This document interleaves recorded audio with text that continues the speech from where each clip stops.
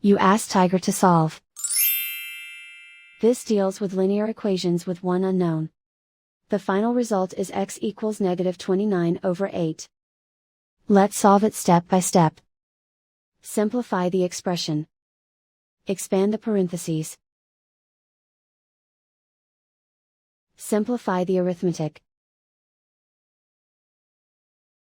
Expand the parentheses. Simplify the arithmetic. Group like terms.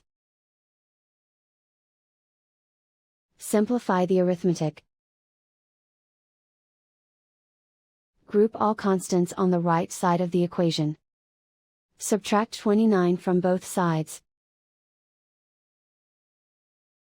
Simplify the arithmetic.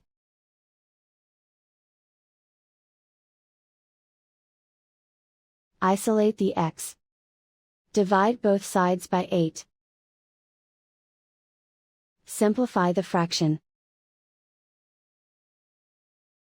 And so the final result is x equals -29/8.